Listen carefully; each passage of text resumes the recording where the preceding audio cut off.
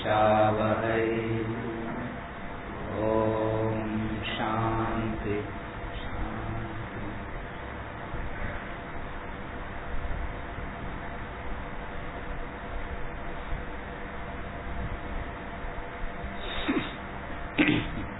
Chapter 2, verse 62 to the end. Rajaso vishayan punsaha sankarsheshu bhajayate sanka sanchayate kamaha kamat krodho vijayate krodhat bhavati sammohaha सम्मोहात् स्मृतिविभ्रमः स्मृतिभ्रंशात् बुद्धिनाशः बुद्धिनाशात् प्रणश्यति रागद्वेषवियुक्तैस्तु विषयानिन्द्रियैश्चरन् आत्मवश्यैर्विधेयात्मा प्रसादमधिगच्छति Prasade सर्वदुःखानां हानिरस्योपजायते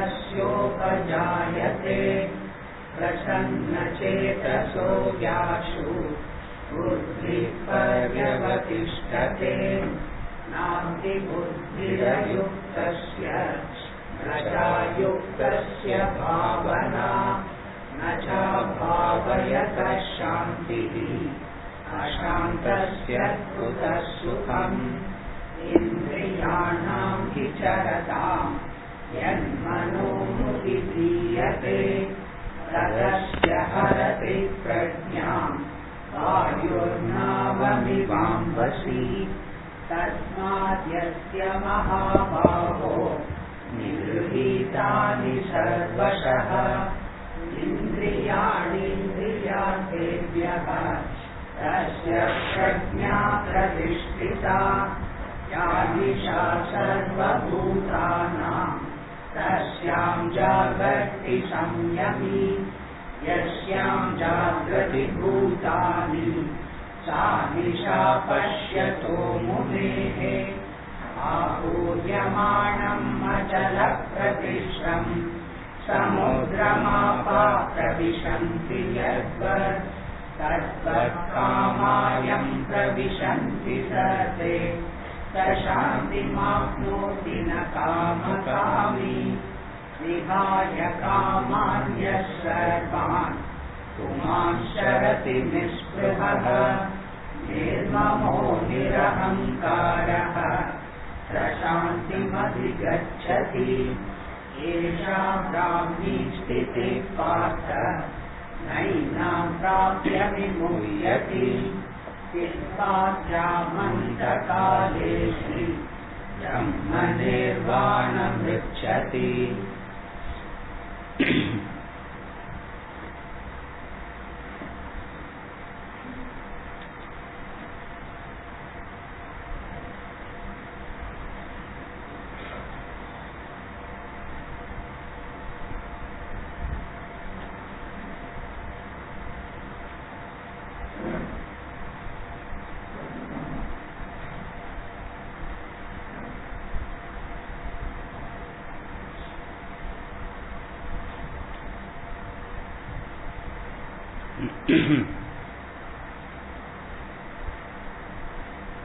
Verse number 69.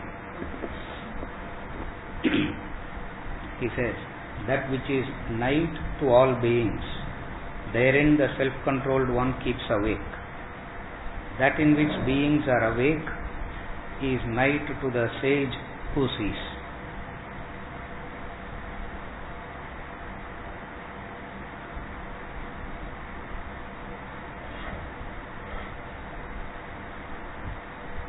That which is night to all beings, meaning all those who are involved in the world,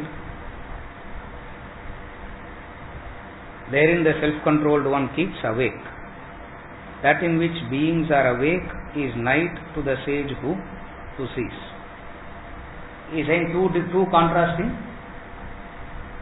experiences. What are the contrasting experiences? The wise one Where the wise one sees light, we see darkness. Where he sees darkness, we see light. That's all he said. These are the two contrasting experiences. What is night to him is day to us, and what is night to us is day to him. Meaning, two contrasting experiences. What are the two contrasting experiences?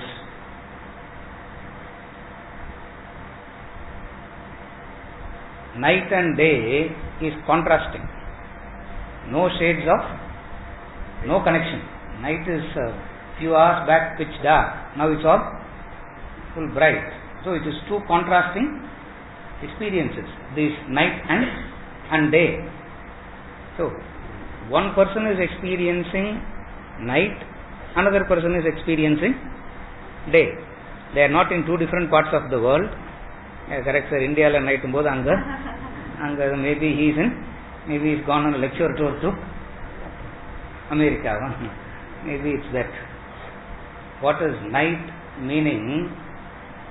Where you see light, he sees darkness. Where he sees light, we see darkness. That's all. This is the staggering statement.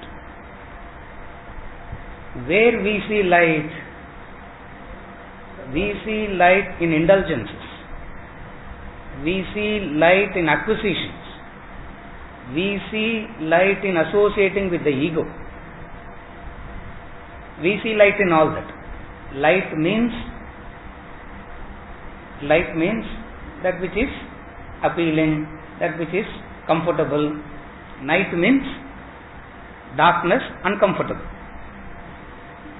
Where the ignorant man feels comfortable, the wise man feels uncomfortable. That's all the contrasting experiences is, nothing else. Since he being very poetic, he is saying night and day and night. Night implies darkness, uncomfort, a discomfort. Light implies comfort. You follow? Now, where he sees light, he sees light in the truth. He sees light in the higher goals of life. Ignorant man sees, for an ignorant man, all those areas remain dark. All those areas remain dark. For an ignorant man, what remains? What is light? Light means where he is comfortable.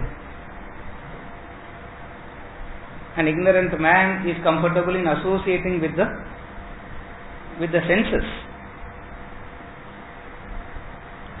Associating with the senses means indulging in the senses. Association means indulgences here.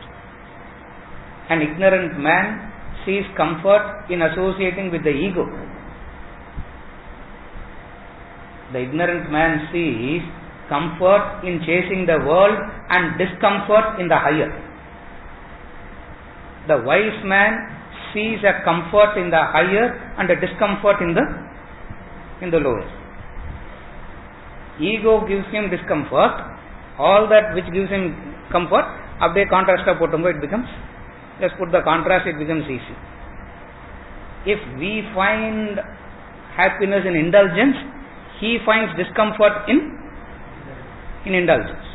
If you find happiness in chasing the world, he finds it discomfort. He finds it uncomfortable chasing the world. If ego gives you a satisfaction, if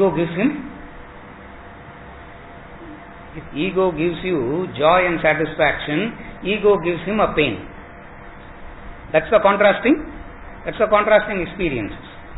That which gives you joy gives sorrow to him. That which gives joy to him gives sorrow to us. To live a life of service and sacrifice is very painful to live that life is very painful.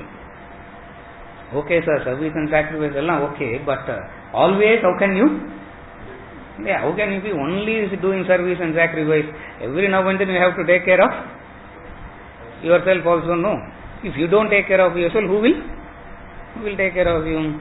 Self-esteem, self-respect we need, self-esteem we need, whatever be it. In all the areas where you find comfort, he finds discomfort. The contrast is also true. Where all he finds comfort, as a rule we will find it as uncomfortable. So, literally speaking there is no communication. For how can day and night communicate? How can a person having two contrasting experiences has a communication? Therefore what happens? The wise man follows his own ways, the ignorant man follows his own ways. In the same world they live two contrasting experiences. In the same place, in the same world, both are experiencing two different things.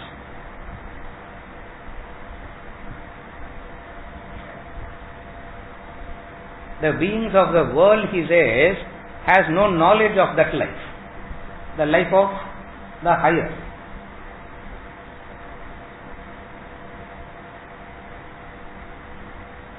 Such a life is dark. The life of sorrow is dark, means it's unknown to him. Such a life of sorrow is unknown to a wise man. The bliss is unknown to an ignorant man. So the ignorant man beyond a point believes all these things doesn't exist at all. Maybe it's nice to have a discourse about it. It may be nice to have a discussion about it, but in reality it doesn't exist. What is that?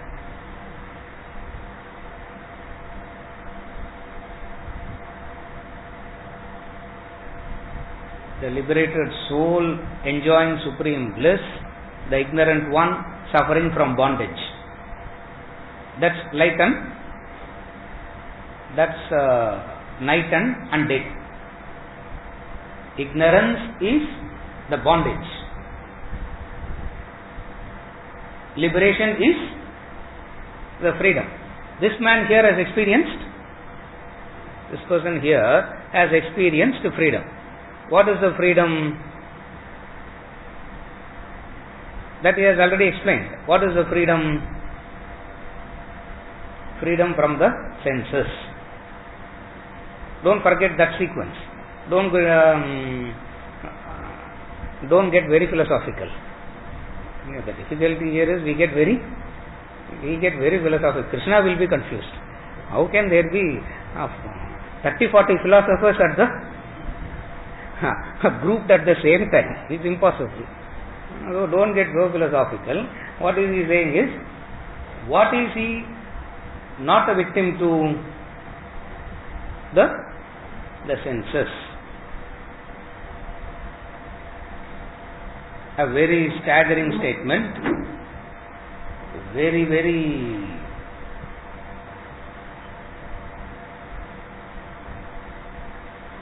so inspiring it is to see how in the same world two have different experiences.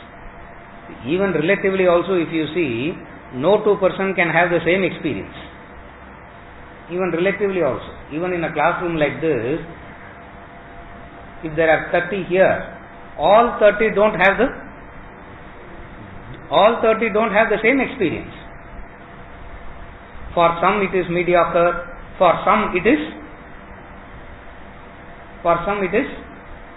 very inspiring, for some it is I hope at least he finishes on time today. No two persons will have the same experience. Even though from outside everything looks the same, the mind is not the same. Therefore, that which makes you experience is the mind. That which makes you experience anything is the mind. The mind experiences anything through the medium of the senses. Mind cannot experience anything directly. This is the knowledge part. The mind is that which experiences, and the mind cannot experience anything directly. It has to go through the senses only. Therefore, the mind keeps the senses at its.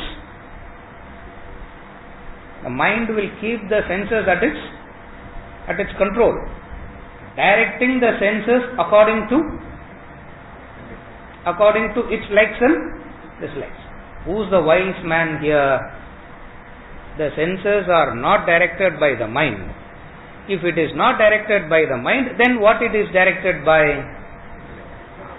That is very clear. He is saying it's not directed by the mind. From this you derive. Then what it is being directed by? It is directed by the intellect. Two different worlds, as it were. Actually, it is two different worlds only.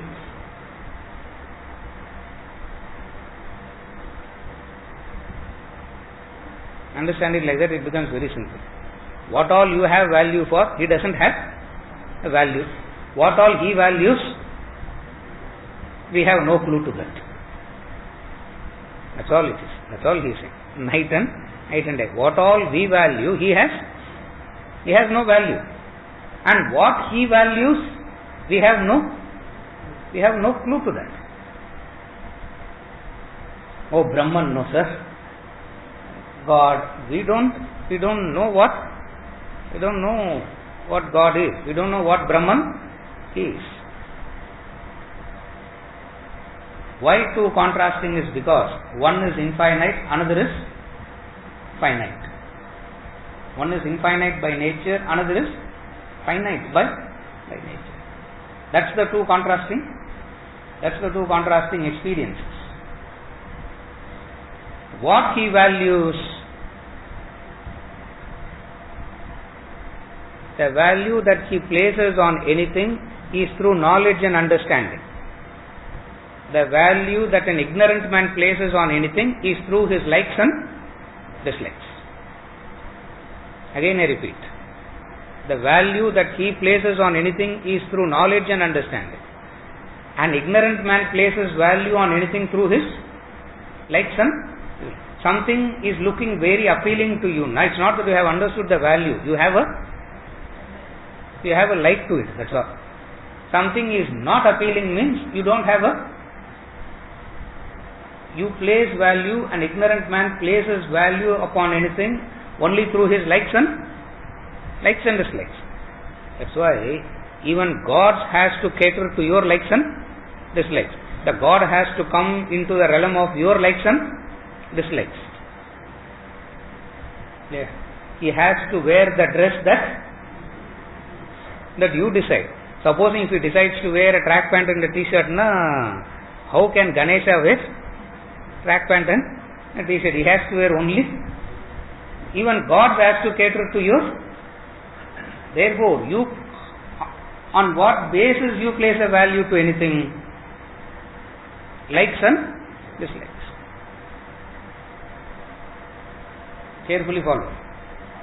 Even when you come in contact with anything higher, even without you knowing, the mind will convert it into a likes and dislikes. And you won't even know it. And you will be still thinking that you are in contact with the higher only. Even when you come in contact with the higher, the mind quickly turns it into a likes and dislikes. How do you know that? That's where you turn fanatic. That's where you turn stubborn. You follow? So somewhere down the line, a darkness means it takes over. It takes over. What takes over? The likes and dislikes. It is the mind. And the mind cannot contact anything directly. It necessarily needs the senses. That's where The mind and the senses work together. They work together all the time.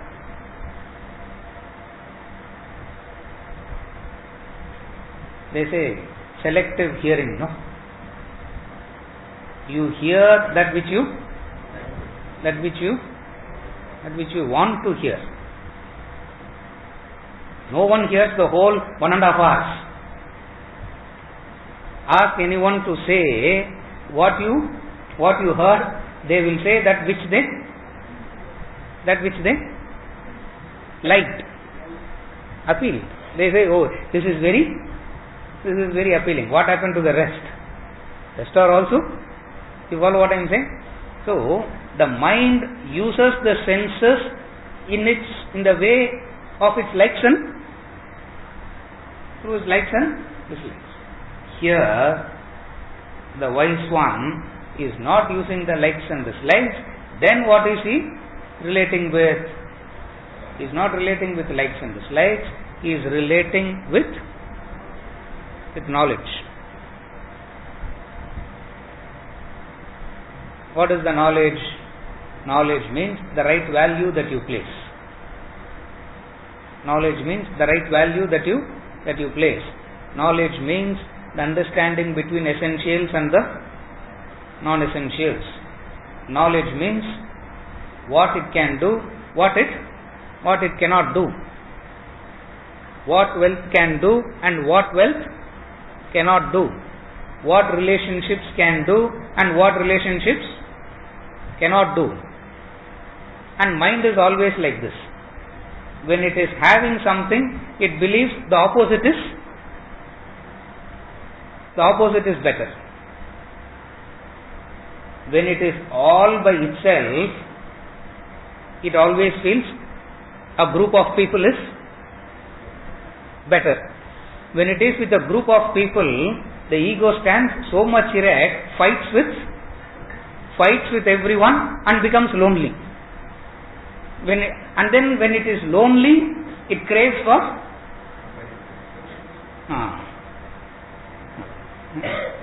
it doesn't know what it wants. You follow? When it is with wealth, it believes, oh, maybe that is better. When it goes to that side, it feels this is.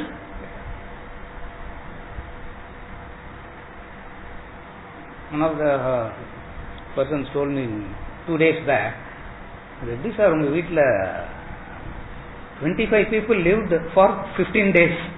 In our house, they will come in the morning and they will go away in the evening. In the night, we three come back to start the day with 3. We come back to that 3 only. He came 2-3 times to the house for something. 25 people, no place to sleep also. How is it that 25 lived at the same time? I said, come and ask the people. Then you will. All the 25 wanted to run away from. All the 25 wanted to run away from the other. When you are all by yourself, you want it. When you are all by yourself, you want company. When you are with company, the ego will stand so erect, create a fight, and it will become lonely. And when it is lonely, it will crave for it doesn't know. It doesn't know what it wants. It lacks knowledge. A wise one lives life with a knowledge. What is the knowledge? What wealth can do and what wealth cannot do. What health can do and what health cannot do. What relationships can do and what relationships cannot do. As a result of this right understanding, he lives a different quality of life. An ignorant man lives a different way of life. Even relatively you can understand this. Absolute level also you can understand this. Now I am talking at a relative level now. Then I will come to the absolute level. In the absolute level, what we see doesn't exist for him. In the absolute level, where we see a snake, he sees a rope. In the absolute level.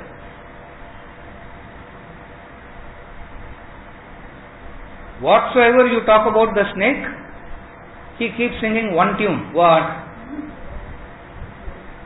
He keeps singing only one tune. Whatsoever you talk about the snake, the tune is only one. What? It's a rope. It's a rope. You say, we will understand rope and all later, but help us to deal with the snake first. Two contrasting experiences from the absolute level. For a person who is affected by the snake, you go to him and say, this is the snake, and he says, it's a rope. You will get very angry at him. Why? Why is he not agreeing with you that it's a snake also? At least temporarily, why don't you agree that there is a snake? If you agree with me that there is a snake, I will agree with you that there is a rope. That's a conversation. That's what he's saying, day and night. From the absolute level, it's like a cartoon show between what is happening with us and what is happening with him. But it is very, very much relevant and applicable even on a relative plane also it is very much applicable. What is it? What you see as essential, he sees it as non-essential. What he sees as essential, you don't understand. That's why it is very contrasting. That's why it's so contrasting. That's why it's so confusing.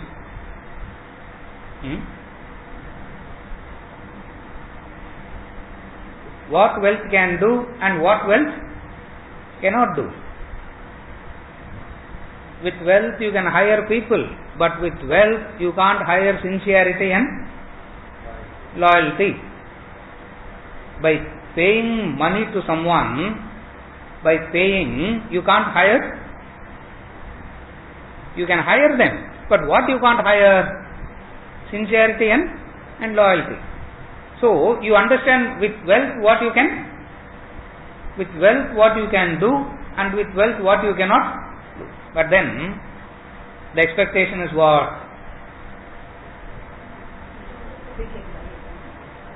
I am paying you, no. Therefore you have to be sincere and loyal. That fellow will turn back and say, you are not paying for my sincerity. You are only paying for the labor. You are only paying for the labor. You are not paying for the sincerity. But you believe that it should come together. But to command sincerity and loyalty, you need a different kind of a human being. If you have to command sincerity and loyalty, you need to be a different kind of you have to be a different kind of a human being altogether. Not simply by, so you understand what is the limitation of wealth, what wealth can do and what wealth cannot do. You follow?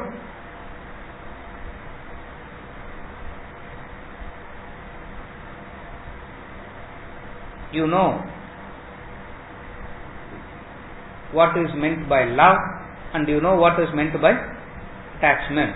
So as a result of which you will love but you will not get attached.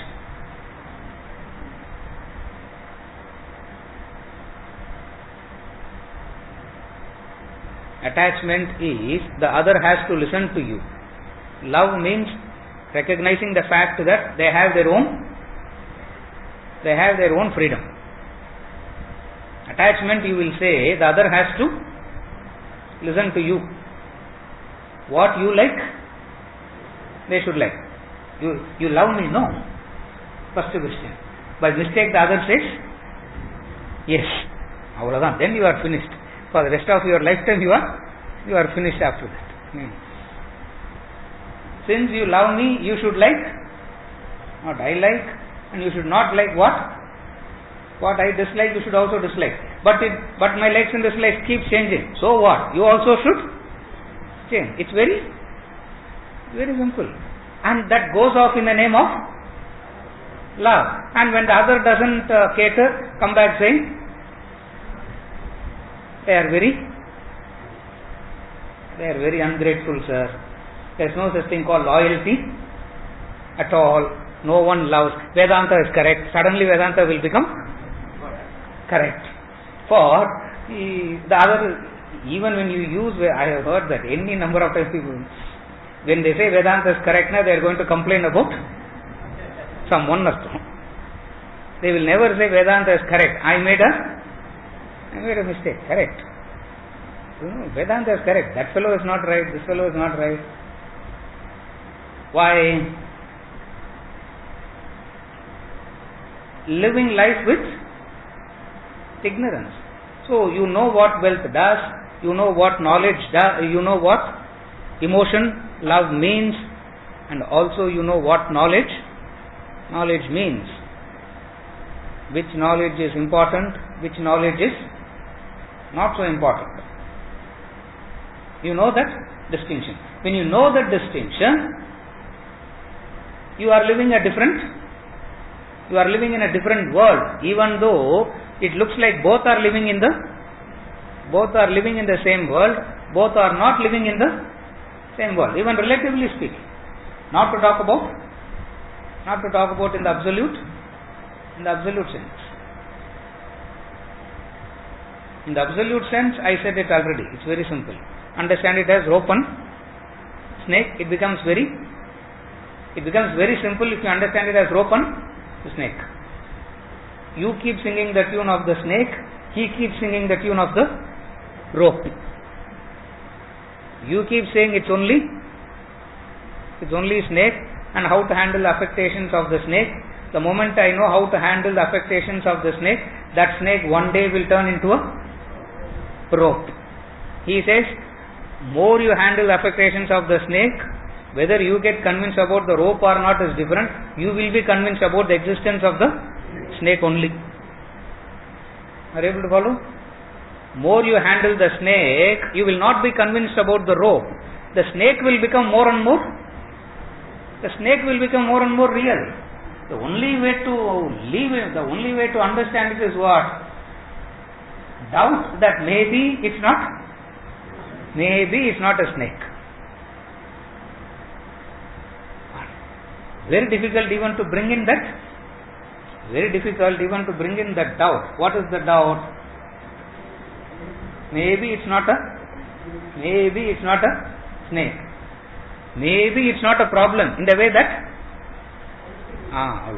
that's all. Maybe it's not a problem. Now 50% is sorted out. And the other 50% there is a divinity that comes in. For all practical purposes, all problems are sorted out by the divine only. No human intelligence. All that the human intelligence has to do is what? Bow down and move aside. That's all. If it bows down and moves aside, problems gets not at all. But the human ego cannot do that. Therefore, it has to do what? Handle the snake so that rope will be understood. For which he says, more and more and more you handle the snake, your conviction about the snake only will increase.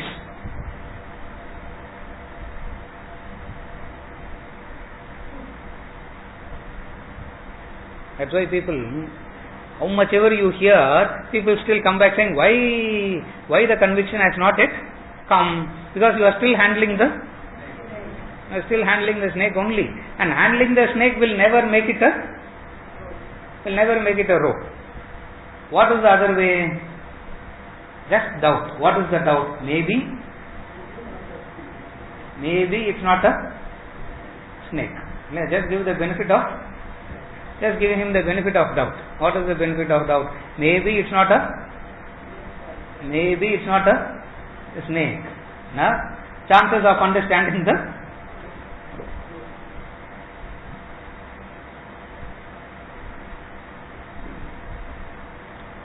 I have understood that it's a rope 95%, sir. Only 5%. Only the tail portion is still remaining as the snake. Now what are you actually seeing? What are you actually seeing? You are only seeing the snake, and rope is your imagination. You follow? I have woken up, but I'll quickly go back to the dream and come back. Now you have not yet actually woken up. Therefore, what is this day and night? It's like the rope and the snake in the absolute sense. Even in the relative sense also you can understand. What is in the relative sense?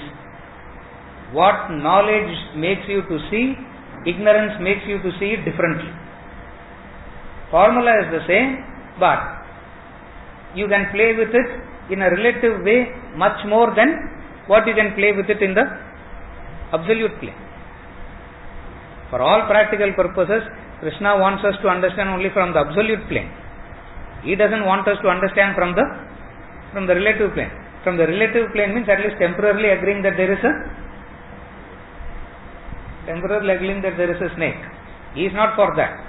Since it is too difficult to keep saying that it's only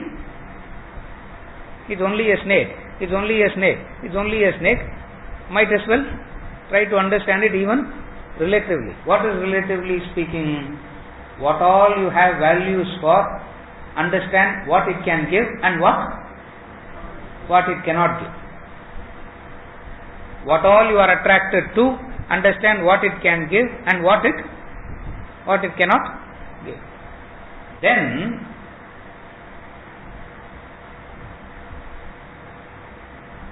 when all are sleeping, he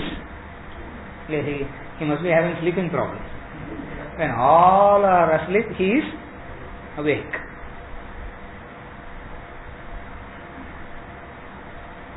When all of us are awake, he goes to sleep. That's all he is saying. What is night to all beings is a day to a self-realized sage, to a self-realized master. That's a. What is day to them is night to him. How can there be same place? How can there be two inconsistent experience? And yet the truth is, even relatively speaking, no two-person experience is the same. That's why I gave this example. Even in a classroom like this, no two-person will experience it in the same way. It differs from person to person. You follow? And these inconsistent statements are so wonderful because it brings the attention back. For he has been talking about sense control for so long, the attention would have shifted. Okay, now we know what he is going to say for the next few verses also. What? Self-control. Okay. Then he says, no. It's widely divergent. It's completely different. It's not the difference because of likes and dislikes. It's the difference because of knowledge and ignorance. Again I repeat. The difference is not because of the difference of likes and dislikes. Someone likes this, someone doesn't like this. They'll have two different experiences. Don't understand it like that. You bring a person to a classroom, one who likes this, one who doesn't like. They will have two contrasting experiences. That's not what he is talking about. The contrasting experiences is because of the difference of knowledge and ignorance. The contrasting experiences is not because of contrasting likes and dislikes.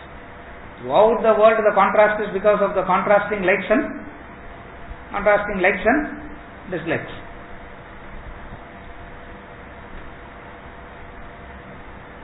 I like rice, another man likes wheat.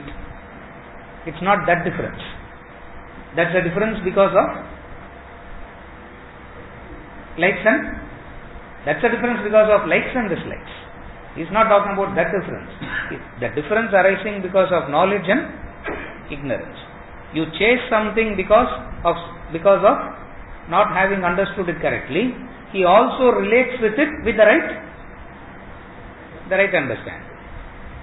You relate to the same out of ignorance, he relates to the same out of understanding.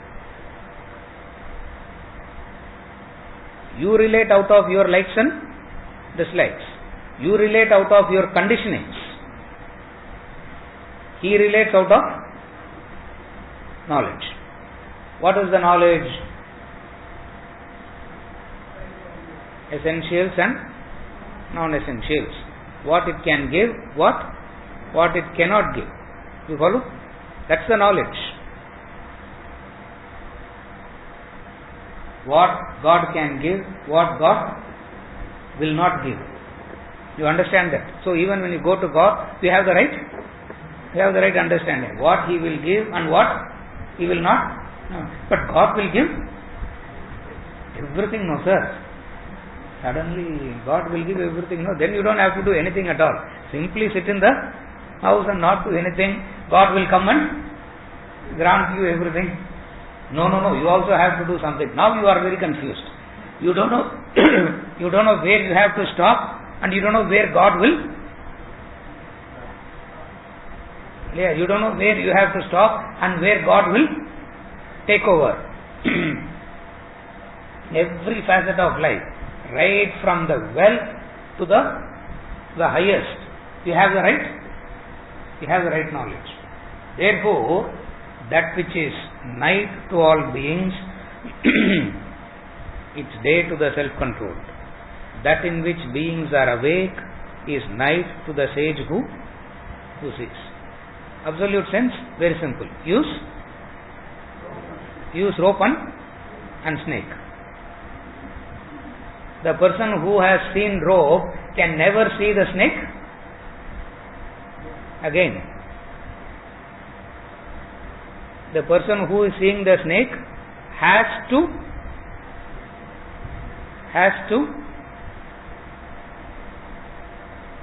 the person who has seen the rope can never see a snake. The person who is seeing a snake has to leave the snake behind. When you are seeing the world, you can't see God. Those who have seen God, those who have seen the self, those who have seen Brahman, they don't see the world. For the one who's seeing the world, he has to leave the world. Just as the one who is seeing the snake, in order to see the rope, what he has to do first? As he is convinced about the snake, he can't search for the rope. If you have to search for the rope, what you have to do? Leave the. But the snake will be like Trishanku, no sir. Neither here, not there. So 1 feet here firmly placed and then search for the higher. It doesn't work like that. Sudden, okay. Once that is firmly established, then I will leave the world. You can keep trying Janma after Janma thinking that you are wise. You will be in the same position. Very few has the courage to leave the world and expose themselves to that danger of walking into that unknown for a while. And for a while now, I don't know how long it is. For a while now, 5 minutes, sir. 5 minutes that we don't know how. Yeah. Very soon, he says. Very soon you will get it, he says. But nevertheless, you have to leave the snake. You have to leave the snake and search for the. You have to leave the world and search for. As you are firmly established in the world, now don't worry about God. At least try and understand the true nature of the world. That's relative. As you are firmly established in the world, you don't have to search for God. To that person, to talk everything about Brahman and God is irrelevant, is useless. That's why Vedanta doesn't talk about God that much, doesn't talk about Brahman that much. It gives you the true picture of the world that you are seeing. Your likes and dislikes makes you to see it differently. They give you the true picture. They give you the true knowledge. What is the true knowledge of the world? What it can give and what it cannot give. If you are looking for bliss and happiness, it's not in acquisition. If you are looking for sorrow and suffering, it is in acquisition. If you want to be in sorrow and suffering, have more of the world. If you want to be in joy and bliss, leave the world. But I will hold on to the world, but still how to be joyful? Wise man will say, that technique I don't know. Maybe if you know the technique, you come and teach me also. How to be joyful, keeping the ignorance alive. It's not possible. Follow? That's what he says. Night and day. Night and day. Two contrasting experiences. Verse number 70. Apujyamanamachalapratishtham samudramapapravishanti yasvat tatvatkamayam pravishanti sade sashantimapnoti na kamakami. Apujyamanamachalapratishtham samudramapapravishanti yasvat tatvatkamayam pravishanti sade sashantimapnoti na kamakami. As the waters enter the ocean, which filled from all sides remains undisturbed, likewise he in whom all objects of enjoyment enter attains peace, not the desirer of objects. A very famous simile taken from Mundaka Upanishad. The simile first appears in the Mundaka, like the river entering the ocean. As the waters enter the ocean, which filled from all sides remains undisturbed. What remains undisturbed? The ocean remains undisturbed. Likewise, in whom all objects of enjoyment enter from all sides, he remains undisturbed. For he has attained peace, na kama kami, not the desirer of objects. Verse number 55, the question is, describe a man of perfection. The simile is like the river entering the man of perfection is like an ocean.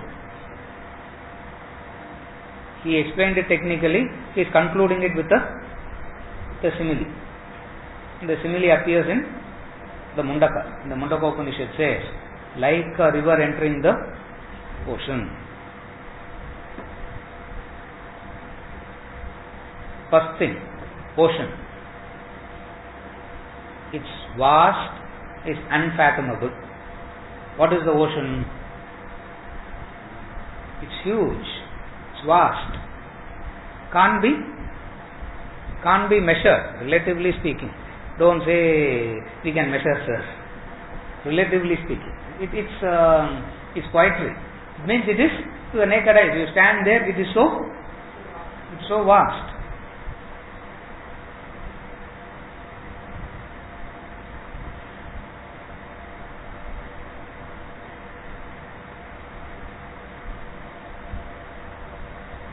Any drop of water anywhere in the world is because of the ocean.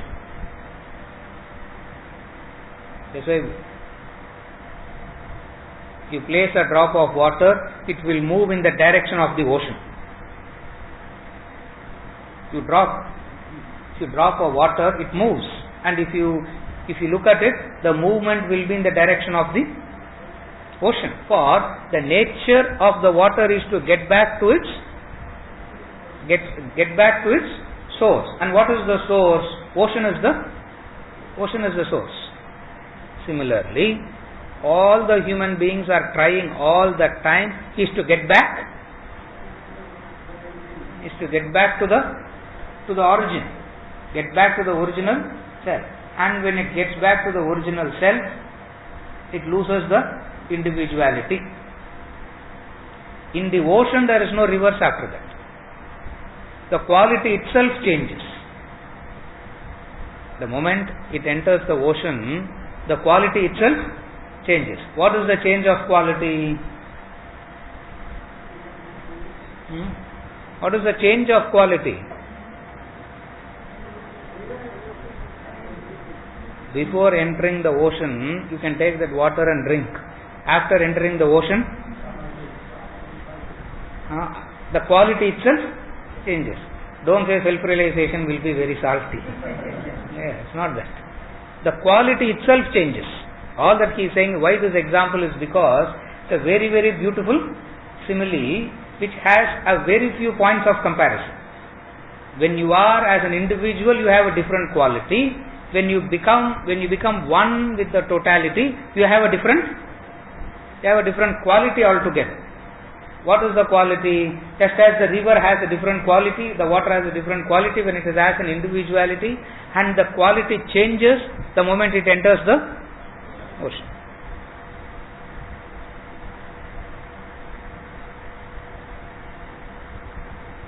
All distinct nature disappears and only one nature. What? The moment it enters, it has only one nature. Similarly, each human being rushes towards seeking infinite happiness, and they get it only upon merging with the self. So, we have heard this many a times. This river entering the ocean.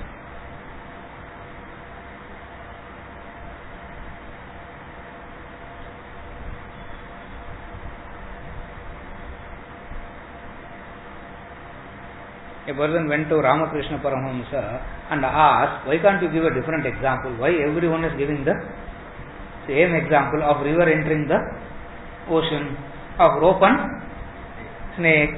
Why can't you give a different example? Ramakrishna turned back and said, what to do? That's the level of our knowledge, he said. What to do? That's the level of our level.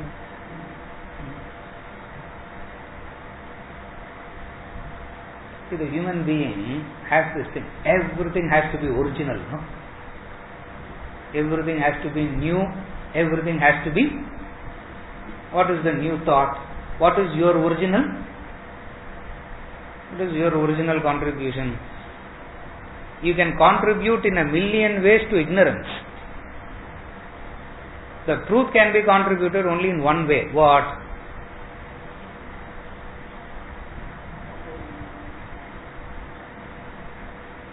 Lies can be, you can say lies in a million ways. Truth can be said in only one way. What? Just keep. What is the way to say the truth?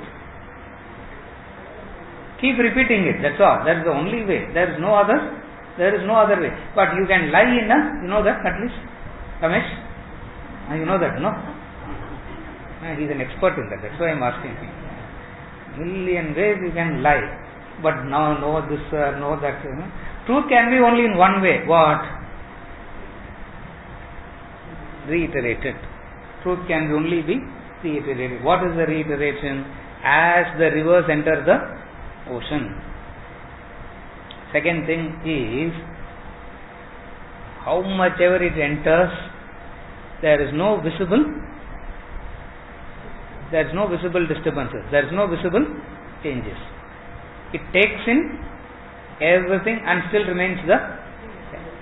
Similarly, the wise one, whatsoever enters in him just dies in him, doesn't produce any reaction. That's why if you are living with a wise man, you will find it very difficult to live.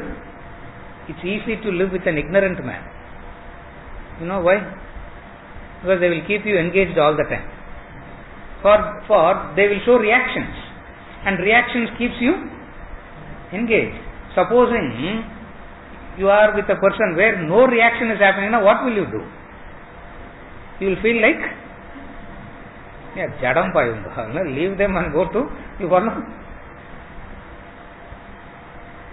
It's very, and you say you want to live with the wife.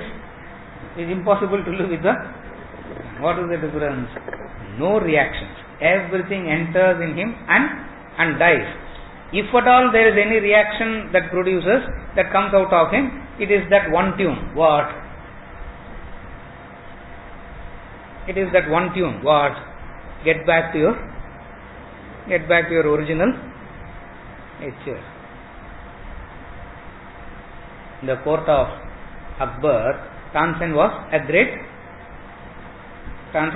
musician, and Akbar was a great patron of art, and he was so proud that he had that 9 gems. No, Akbar has 9 gems for the best in everything he had in his court, and Tansen was a great musician. And Akbar told Tansen that there can't be a musician greater than you. And Tansen said, no, I am not a great musician. My teacher is a greater one than me. His teacher is a saint named Haridas. Not our Haridas, original Haridas. His name is Haridas. Tansen's guru is a saint by name Haridas. Akbar said, then why don't you bring him to the court? Then why don't you bring him to the court? He said, no, I will come to the court. He will not come to the court. We have to go and listen to him. Then he said, okay, send the message that we are coming. Tansen said, no, that also doesn't work. We just have to go and wait. If he feels like singing, you are lucky. You can hear him singing. But when he will sing, that God only knows when he will sing. Wait. Akbar said, what a weird, indisciplined way of. At least classes seems to have a fixed time. At least this seems to be more disciplined than. What an indisciplined way. And why are you calling him great? Tansen said, that's why I am sitting with you, and he is where he is. So he said, okay, I'll go to my guru. I'll stay with him. I'll send you the word. When he is going to, you come. And Akbar was waiting. 4 days later, the message went that maybe he will sing tonight, you come.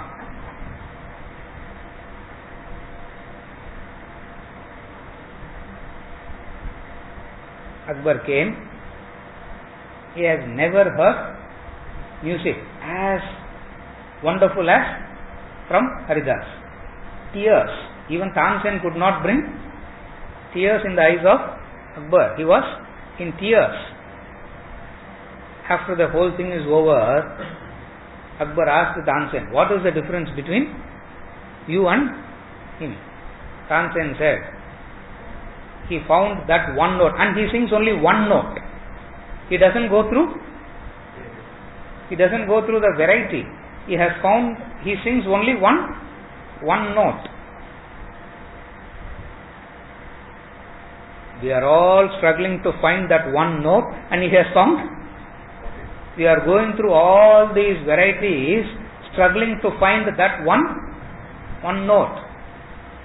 We are all struggling in the world so much, doing so many things in order to find that one thing called peace. Understand the comparison? Then it becomes easy.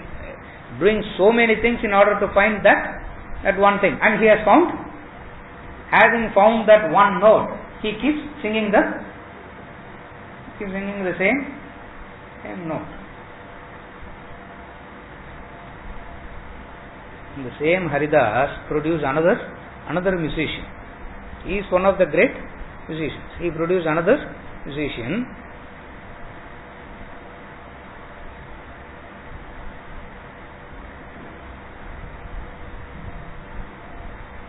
The king of Lucknow, not Akbar.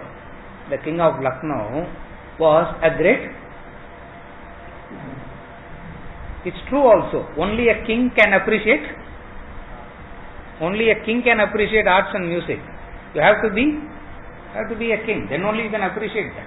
Otherwise, you will think, why waste of time? Arts and music is a waste of time. You have to appreciate. The king of Lucknow himself is a student of Haridas. He said, my performance is going to happen and I want people who will not appreciate my music. If anyone comes and appreciates, their head will be chopped. You can't go to him and say, wow, Ustad, your head is cut, severe. Now, who will want, and it's so risky to go to his music. Why? For he will make you to sway, he will make you to swing, he will stir you up so much that you have no choice but to move and appreciate and get chopped. That appointed day, there were 30 people in that, and he started singing. The next day, people asked him, you said you will not sing, and they were all sitting and appreciating, but you didn't do anything? You didn't do anything to them. He said, it's worth singing for that 30, he said. For the rest and all, singing is such a waste of time. For they risked their life. They know that they will come here, they will get beheaded, but still they took the risk, and it is worth singing for that 30. To sing for that millions is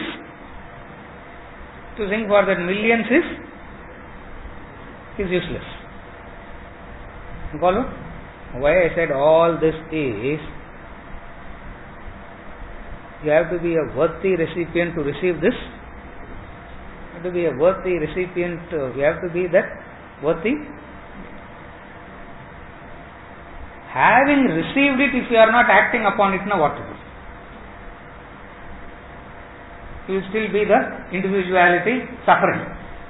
You will still be the individual being suffering in pain and sorrow. Exactly opposite is this man here. What is the difference? He has no individuality. The river risks its individuality and loses it by entering the ocean.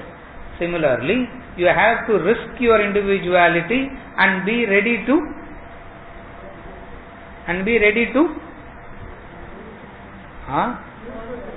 lose your identity. The ego, wherever it goes, the ego has to retain its identity. That's why even in scripture, you have to write something new. Why do you have to do that? For the highest is already said. What is the highest? River entering the ocean. Beautiful simile from one of the highest Upanishads, the Mundaka Upanishad.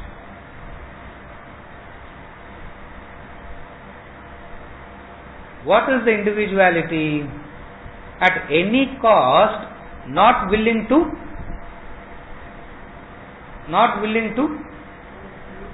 lose it. That's the ego. It will do anything to retain its individuality. If it has to fall at the feet to retain its individuality, it will fall at the feet. If it has to murder someone to retain the individuality, it it will murder. For the focus of the ego is only one. What? The focus of the ego is only one. What is it? Retain the individuality.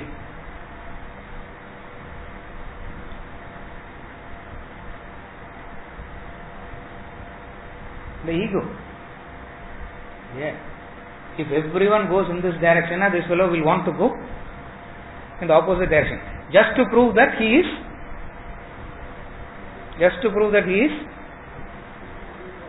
is different. I don't belong to the crowd. I am different. You are already part of the crowd. Hey, where are you being different? Only difference is what? If everyone is going in the east, you go in the nature of the ego is somehow to retain its individuality. What all it can do to retain the individuality, it will do. If it has to act humble, it will act humble also. So weird is this ways of ego. That's why the most egoistic person says, I am very humble. No one can be as humble as I am. No, that's the most. You know that, no? At least that much you understand, no? The most arrogant statement a human being can make is what? No one can beat me in humility. Yeah. His ego has found its existence through humility. Therefore, the ego, the individuality will do anything to retain itself. That's why it has to say in Sanskrit. We have heard this many a time. Ahankara and mamakara.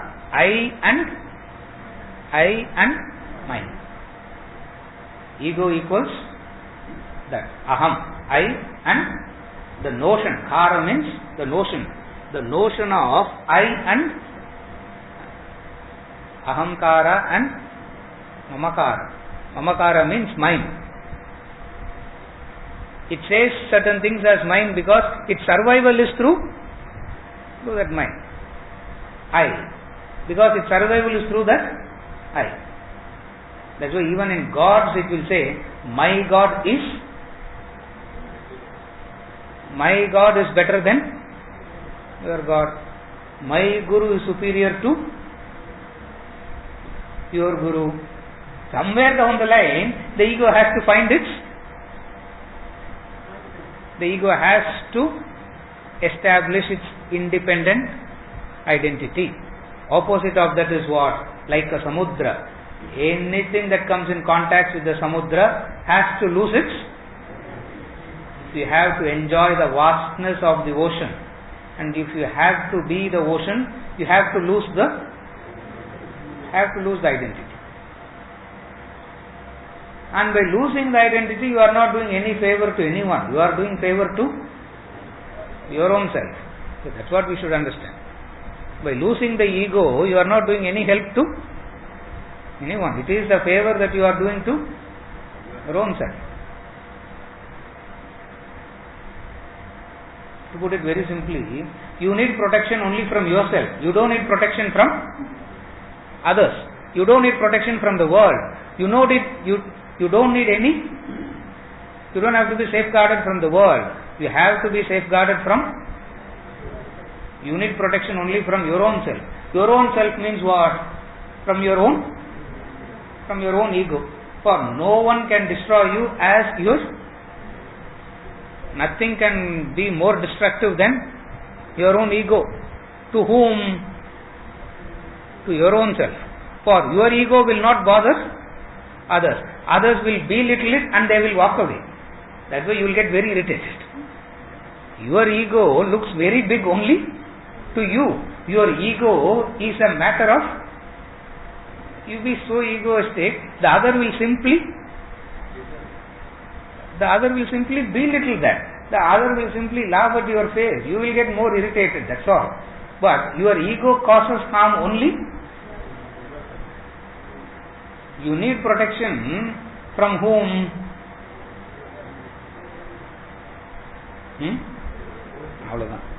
From what?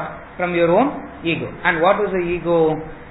Has to retain its individuality, has to retain its identity at any cost. And so ugly is this ego. And how much ever you do, the ego will not get satisfied. See, if you go to a funeral, the dead body, if it wakes up and says, thank you for coming to my funeral, and goes back to Nakuta, the ego will not feel satisfied. You know that, no? It will not feel satisfied. Why? Ego. Someone gives an invitation to attend the wedding in their family. The invitation card itself is enough, no? That's not enough. Simply how can they give an invitation card? They have to give an invitation card with all the paraphernalia. Maryadayoda, they have to come and give that invitation card. Again that is not enough. For when you go to the marriage hall, your car park has to be kept ready.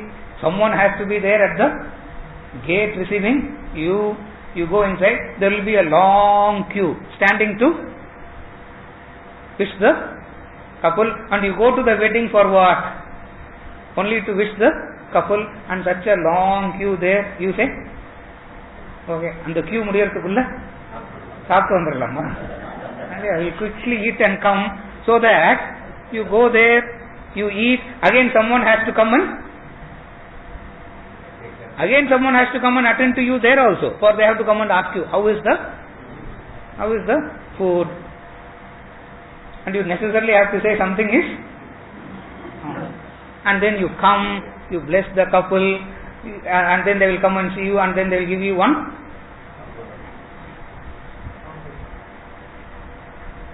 what is called? Return gift. I was looking for that word only. Return gift, they say. Someone gives you a gift, you have to give a gift in return. And so much of irritation as to why to buy that return gift. After your ego is pampered so completely,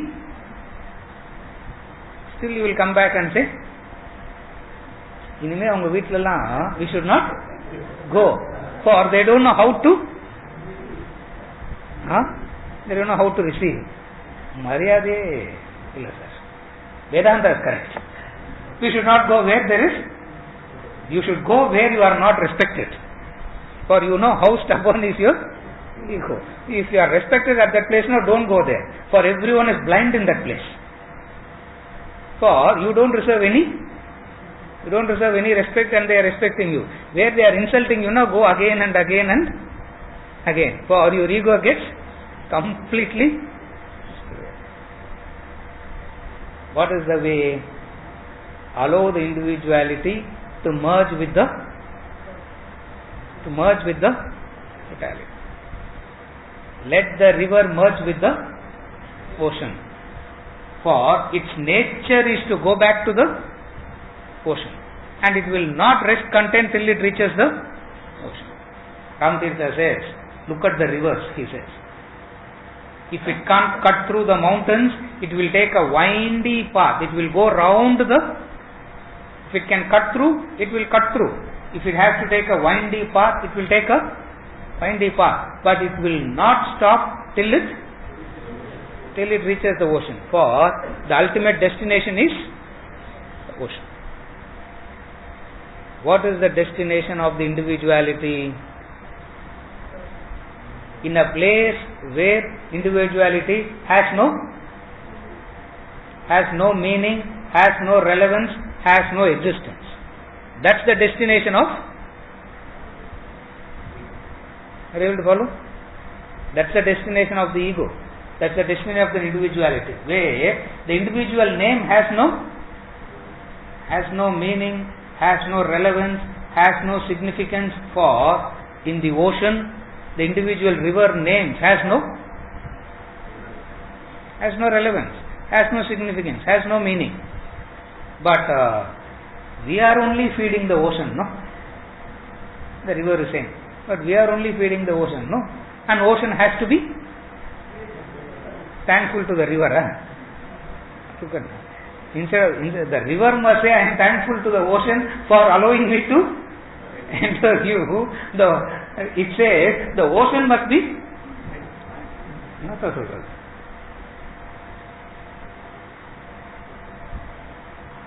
As a contrast to the man of worldly perfection,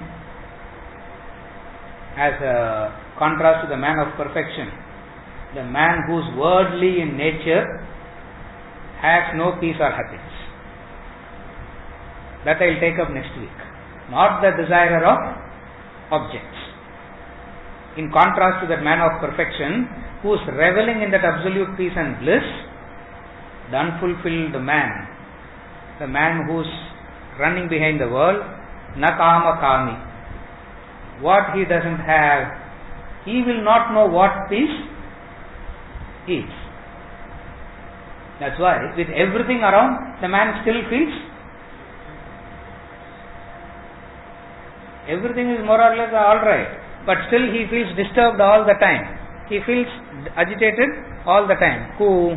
Desirer of objects. Desirer of objects means the combination of the mind and the senses. He is still chasing the. Who is the desirer of objects? The combination of the mind and the senses. Here is one who is exactly who is a man of perfection. He is like an ocean. Whatever is added to him makes no difference. Whatever is taken away from him, again it makes no difference. The whole world says, you are great. It makes no difference. The whole world says, you are the traitor. You are the one who has brought misery to us. Again, no difference. For he is peaceful within. Peaceful within means what? Mental peace, no sir. Carefully follow. Mind and peace are contradictory in terms. There is no such thing called peaceful mind. It doesn't exist. Don't try. I am only looking for mental peace. If you are looking for mental peace, now forget ignore the mind. The absence of mind is peaceful. And what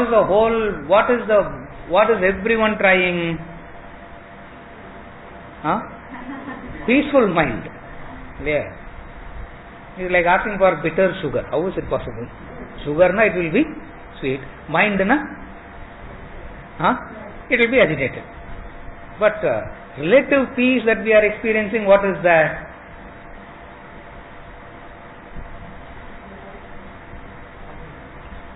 That's the delusion.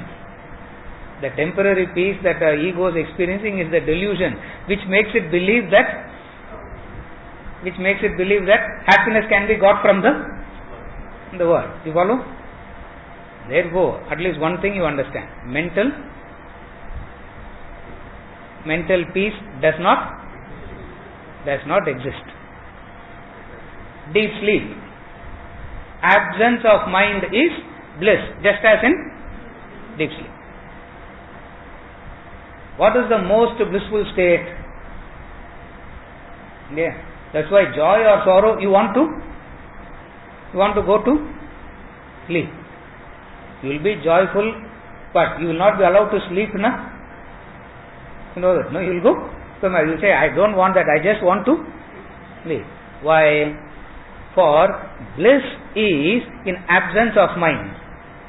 The bliss is in absence of ego. That doesn't mean you can go to deep sleep. Or you can try and go to deep sleep. The pressure of the vasanas will wake you up. The pressure of the desires will wake you up. What is the other way? Leave the individuality and merge with the totality. The man of perfection has done that and he has found peace. And who is the Sthita Prajna? Who is the man of perfection? The man of perfection is like an ocean. He is like an ocean. What he explained in verse 55 as a concept, he is explaining as a simile here. Not nakama kami, not the desirer of objects. For the desirer of objects is a victim of the combination of the mind and the senses, and he will go through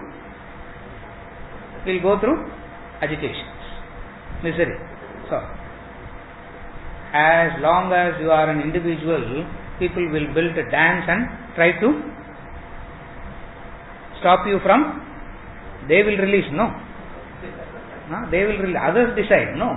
When you have to go, when you don't have to go, as long as you are that individual. But you can't go and put a dam in the ocean. You put a dam, it will overflow. For it cannot be, for the joy cannot be restrained. The peace that it experiences is unbroken. The knowledge that it has is a continuous knowledge. No confusions in between. The knowledge that we have is not continuous. Has ignorance in between. The peace that we experience is not continuous. For we have pockets of sorrow and misery in between. The knowledge that he has is absolute. The peace that he has is like the ocean, filled from all sides, remains undisturbed. Likewise, in whom all objects of enjoyment enter, attains peace. And he just adds that last word, nakama. Yeah, no. He adds that word, nakama kami. So, meaning you are still a victim of the combination of the mind and the senses. Yeah.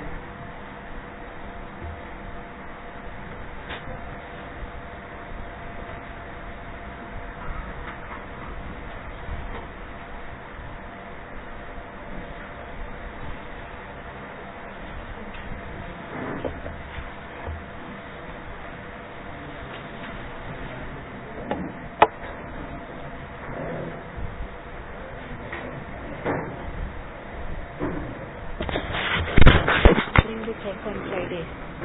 Question.